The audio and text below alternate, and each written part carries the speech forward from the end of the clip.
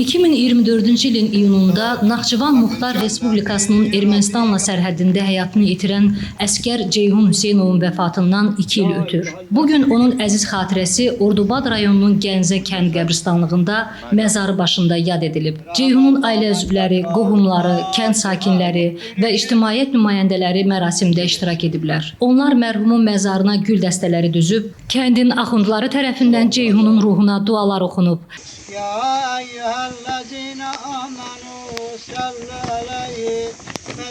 Gəncə kənd ziyalısı Nizami Ağammədov Ceyhunun məzarı başında ona həsr etdiyi şeiri səsləndirib. Hamını ağladan ölüm xəbəri bir ana qəlbində ocaq satıldı. Düşünmə məzarda ancaq bir igid, burada Ceyhun kimin şəhid yatırdı. O getdi, amma ki Ceyhun adından elinə, yurduna şərəf gətirdi. Allah da sevdiyi öz bəndəsindən vətən torpağında bir gül bitirdi. Mərd igidlər alqana and içdilər. Gör nə yaşda canlarından keçdilər. Vətən deyib ürəklərə köçdülər. Bir şam kimi alışanda, yananda diz sökürəm mən şəhidin önündə.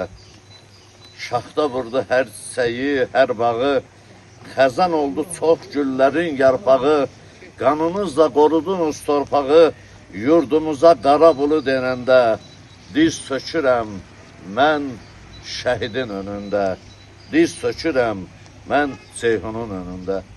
Ziyarətçilər şəhidlərimizin vətən uğrunda canlarını fəda etmələrindən, qazilərimizin qəhrəmanlıqlarından söz açıb, Ceyhunla bağlı xatirələrini bölüşüblər. İqtisad elmləri doktoru, Gəncə kəndinin ağsaqqallarından olan Müzəffər Məmmədov, Ceyhunun necə savadlı, səmimi və vətənpərvər bir gənc olduğundan söz açıb.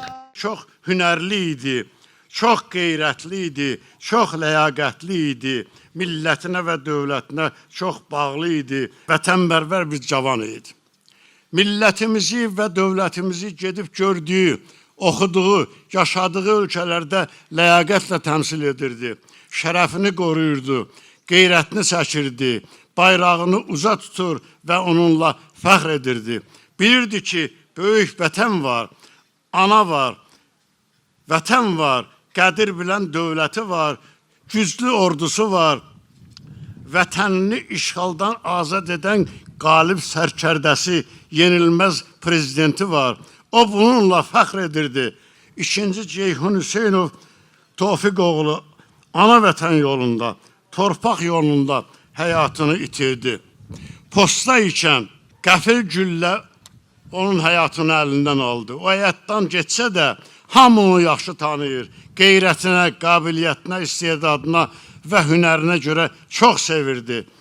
Təəssüf ki, onun əziz günlərini, xoş günlərini ata-anası, bacı-qardaşı, əzizləri görmədilər.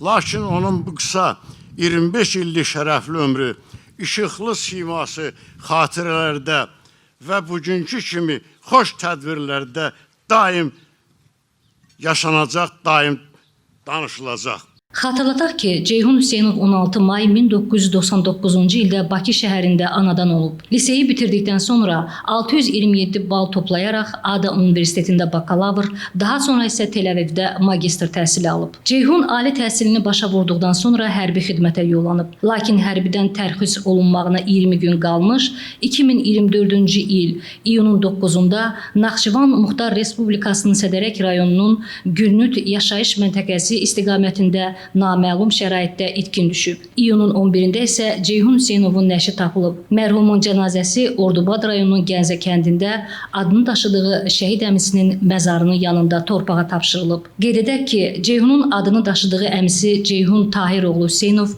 1975-ci il yanvarın 22-sində Ordubadın Gəncə kəndində anadan olub. O, 1-ci Qarabağ müharibəsinə qatılıb, bir sıra istiqamətlərdə gedən döyüş əməliyyatlarında iştirak edib. Ceyhun Hüseynov 1994-cü il aprelin 17-sində Goranboy rayonunun Talış kəndinə gedən döyüşlərdə şəhid olub.